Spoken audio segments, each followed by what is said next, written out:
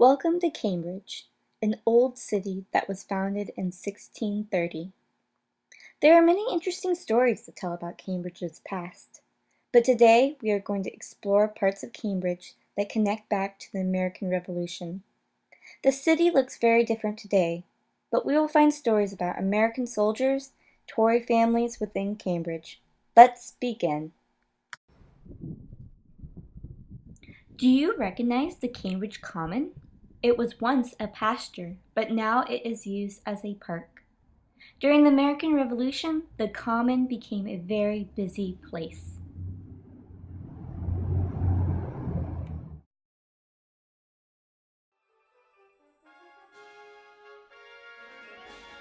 In the summer of 1775, thousands of Minutemen arrived in Cambridge. Over 10,000 soldiers set up camp. Many of the troops camped out on the Cambridge Common. Imagine fitting thousands of soldiers here. The Common may seem calm now, but with that many soldiers, I bet it was crowded, loud, and even smelly.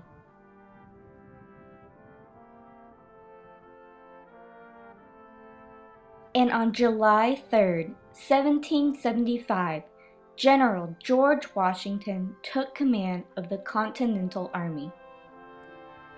This plaque here reminds us what happened on the Common on July 3rd, 1775. Legend says that Washington took command of the army underneath an old elm tree. The tree became known as the Washington Elm. It fell many years ago. And here's a plaque to remind us where the Washington Elm once stood and where George Washington took command of the Continental Army.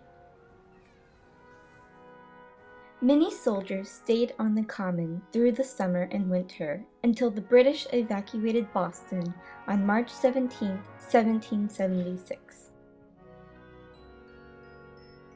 Now, as we leave the Cambridge Common, we head towards Harvard Square to the old Christ Church.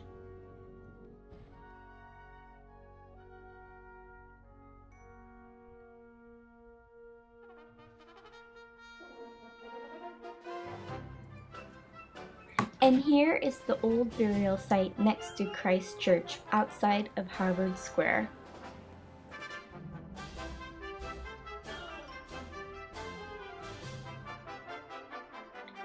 Christ Church was first built in 1759, and it was the first church in Cambridge that was not a Puritan church.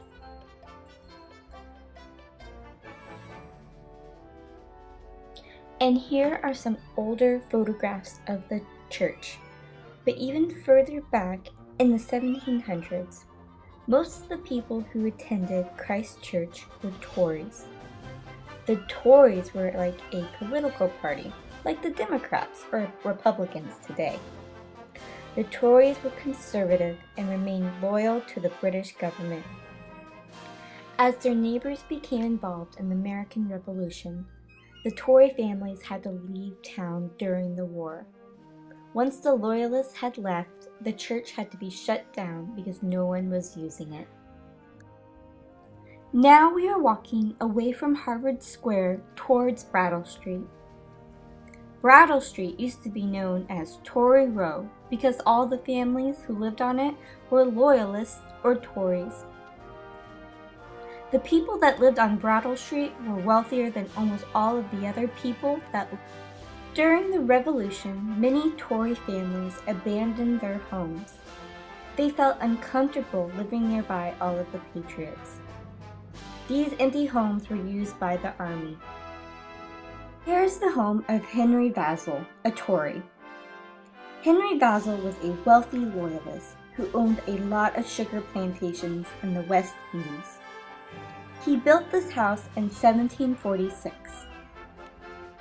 When Henry and his family left their house, it was turned into a hospital for American soldiers. The Vassall house was large and had a good roof. It was a good place to care for the sick and injured.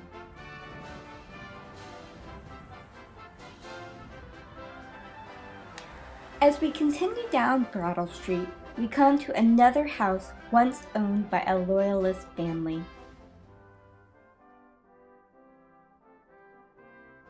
The Vassal Craigie Longfellow House is just down the street. Henry Vassal had a nephew, John Vassal, who lived in this house. It was also abandoned after the siege of Boston.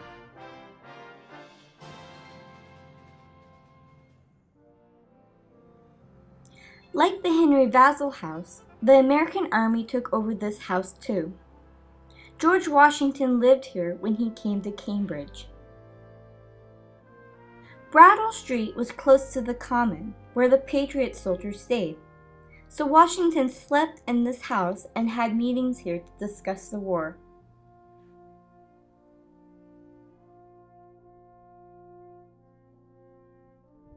As we walk back to Brattle Street, there's one other house I want to show you. Let's go.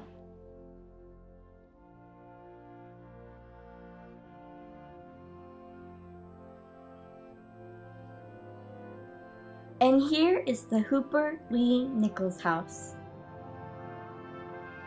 An important judge, Joseph Lee, lived in this house. He was also a Tory. He left his house during the war, but returned in 1777. He was one of the only families to come back to Brattle Street after the war ended.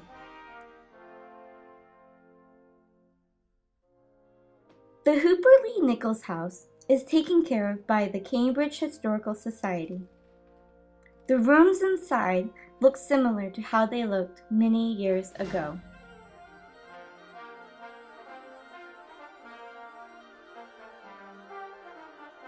And here's another room on the first floor of the Hooper Lee Nichols house.